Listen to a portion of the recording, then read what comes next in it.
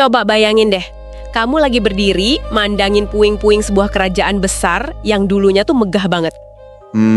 Pasti ngerasa takjub sekaligus penasaran ya? Bener banget. Biasanya kan kalau kita nyoba mahamin kenapa sebuah peradaban bisa runtuh, kita tuh nyari penjelasan yang presisi. Kayak lagi ngeliat cetak biru arsitektur gitu. Ya, kita nyari faktor ekonomi yang retak, sistem politik yang korup, atau mungkin bencana alam yang dahsyat. Nah, iya. Sesuatu yang bisa dihitung, yang masuk akal, kita tuh suka banget sama narasi di mana sejarah bergerak berdasarkan kalkulasi yang rapih dan logis. Karena penjelasan struktural kayak gitu ngasih kita rasa aman kan? Betul, rasa aman. Maksudku, kalau sebuah kerajaan hancur gara-gara inflasi atau kelemahan militer yang terukur, kita ngerasa, oh kita bisa nih pelajarin polanya. Biar nggak kejadian di kita gitu ya. Kita tuh kayak terobsesi banget nyari alasan yang bisa dikategorikan secara biner, kuat atau lemah, kaya atau miskin. Tapi nih, begitu kamu melangkah masuk ke dalam kisah epik dari masa lalu, tiba-tiba semua ilusi tentang sejarah yang rapi itu hancur berantakan. Bener-bener hancur berantakan. Apalagi di sesi penelusuran mendalam kita kali ini, kita bakal ngebedah ulasan dari sebuah mahakarya sinematik, film Troy yang dibintangi Brad Pitt. Wah, ini mahakarya yang luar biasa sih. Banget. Dan melalui lensa materi sumber kita hari ini, kita nggak lagi disodorin grafik militer atau analisis ekonomi. Kita dilempar ke dalam lanskap yang sangat buram, kacau, dan didorong sepenuhnya sama sesuatu yang ya paling nggak bisa diprediksi di dunia. Emosi manusia. 100 buat kamu, emosi manusia. Dan itulah inti dari obrolan kita hari ini. Kita di sini bukan buat ngulas sinematografi film perangnya, tapi misi kita adalah ngebongkar sesuatu yang lebih dalam. Oke, mari kita bedah ini. Bagaimana elemen-elemen paling fundamental dalam diri manusia, kayak cinta yang impulsif, ambisi kekuasaan yang buta, dan beban tanggung jawab yang luar biasa berat, itu bisa berbaur jadi racun yang mematikan. Racun yang ngeruntuhin peradaban ya? Betul.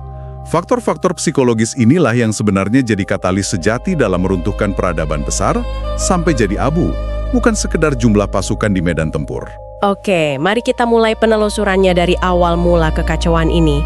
Karena bagi kamu yang ngikutin cerita ini, pemicu dari semua perang berskala masif ini kerasa sangat nggak proporsional kan? Sangat nggak seimbang sih memang. Bayangin, puluhan ribu prajurit, ribuan kapal perang yang menutupi lautan, pembantaian demi pembantaian.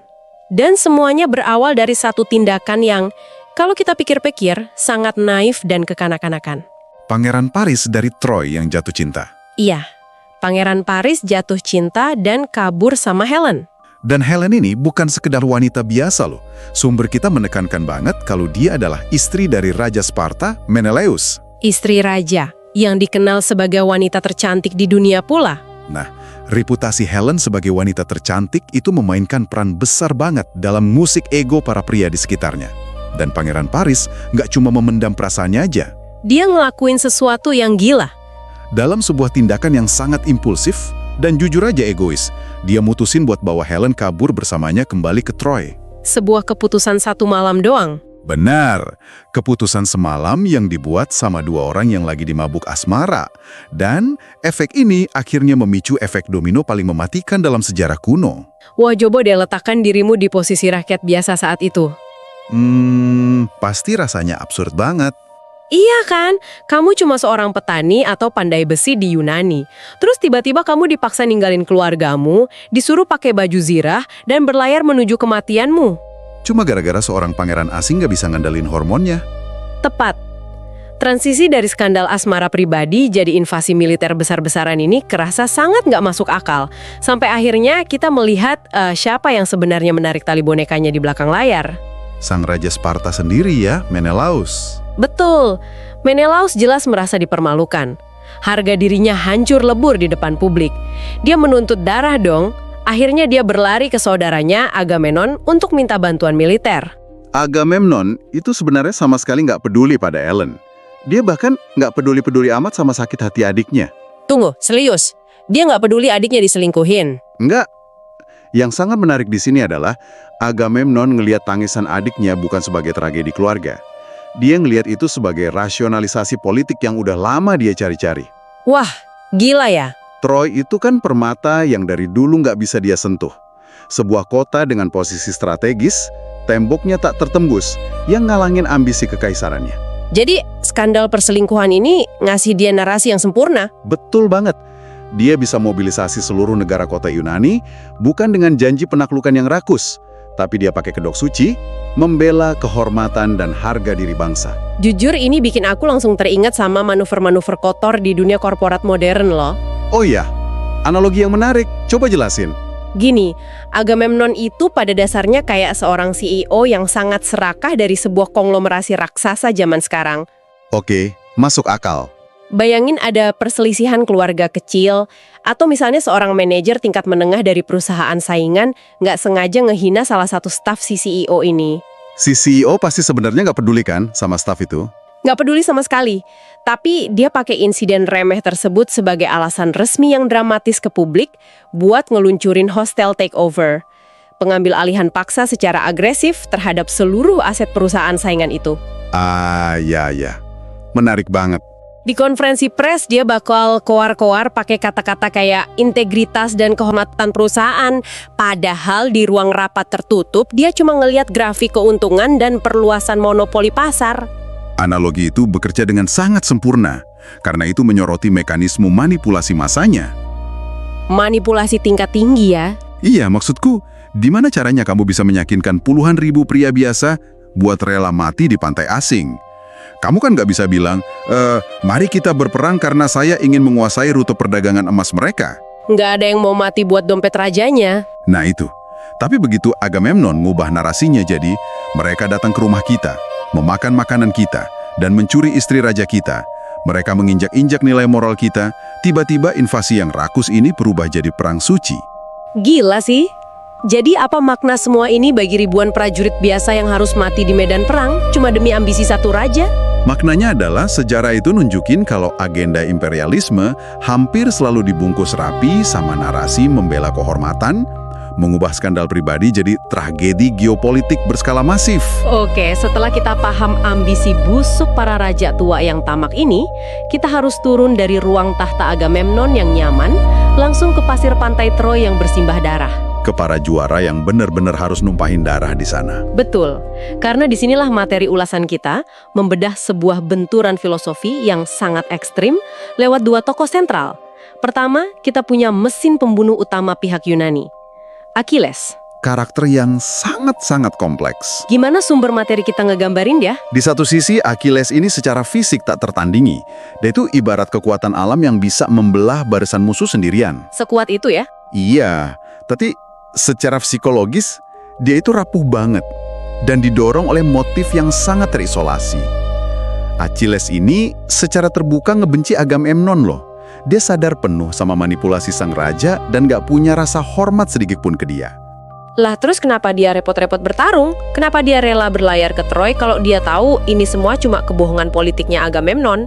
Nah, karena Achilles emang gak peduli sama geopolitik Yunani.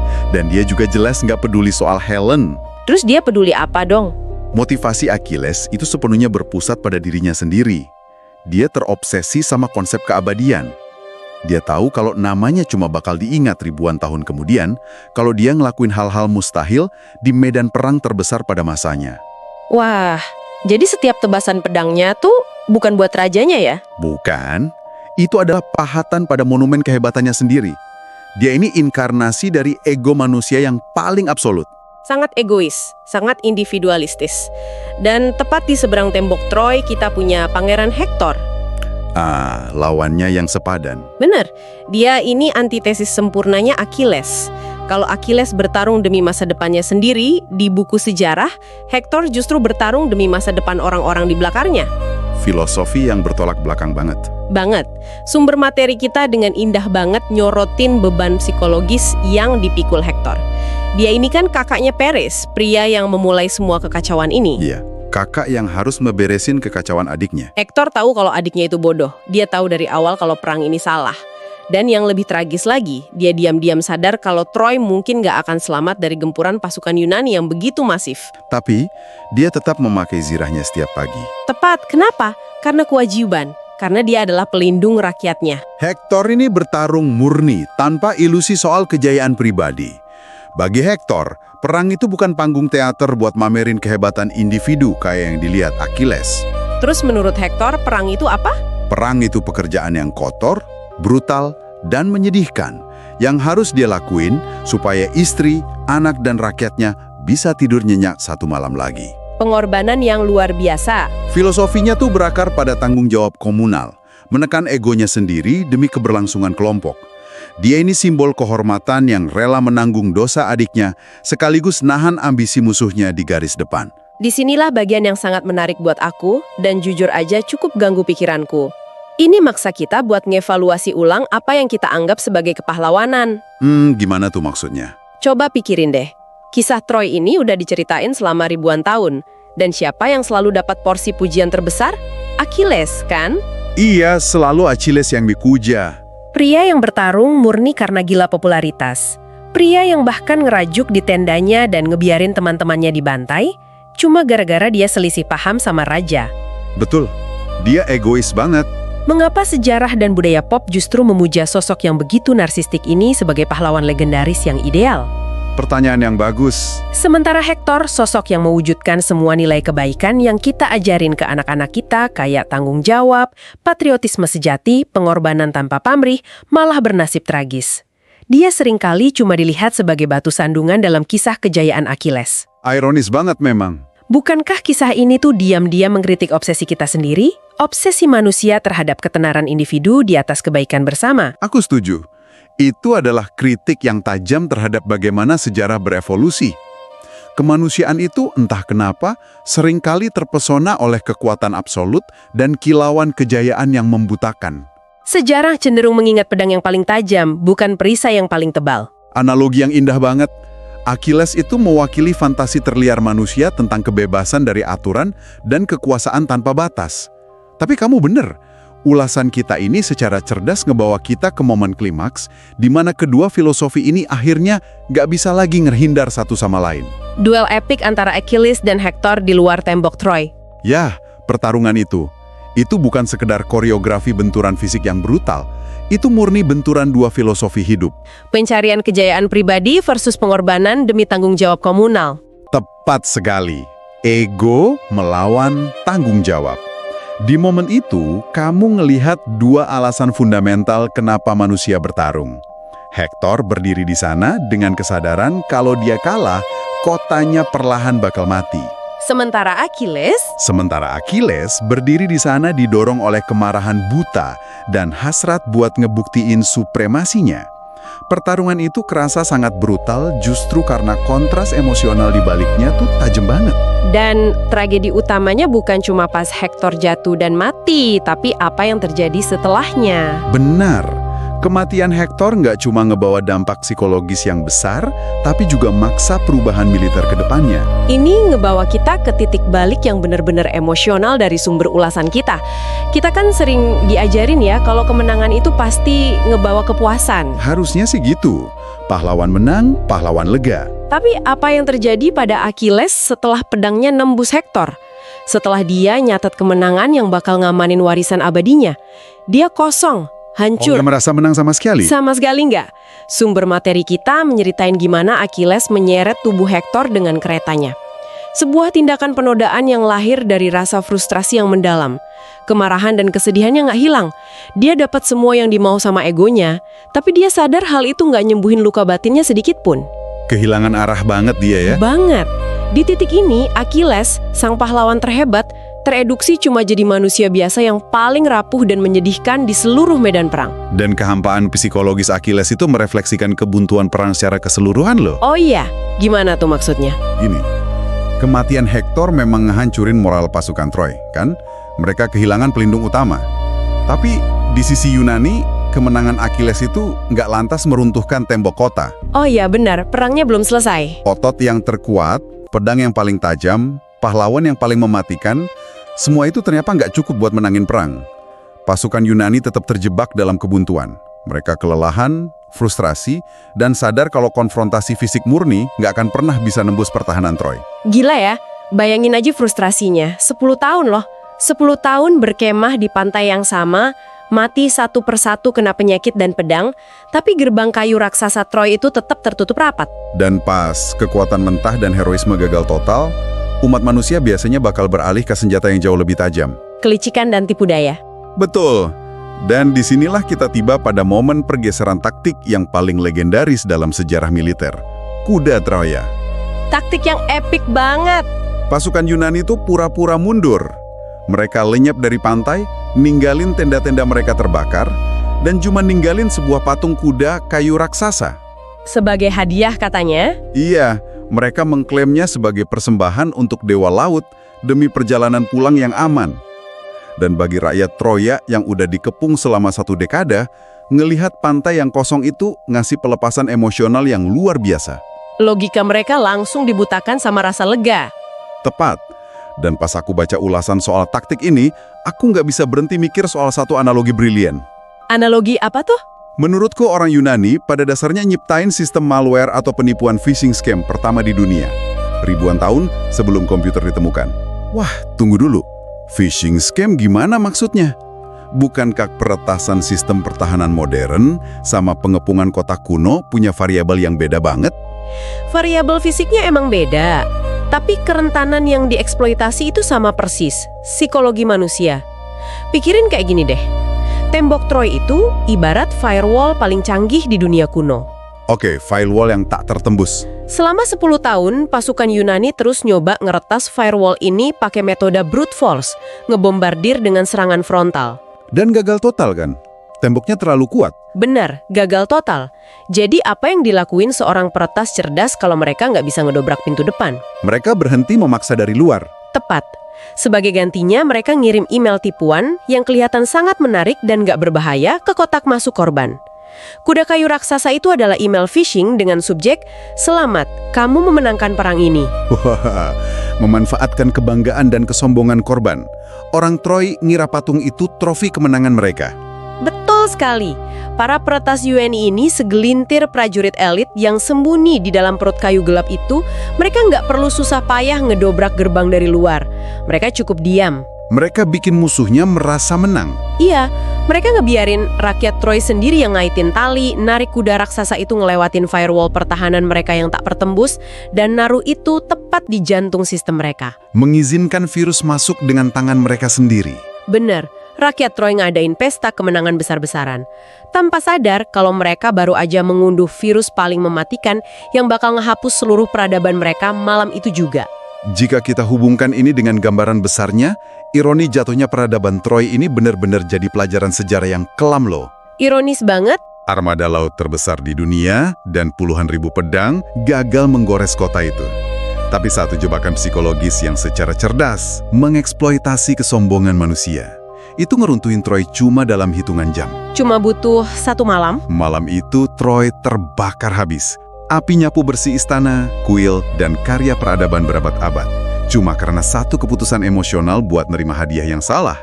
Menandai akhir yang tragis namun megah dari sebuah era. Merinding rasanya ngebayangin betapa rapuhnya sebuah peradaban besar.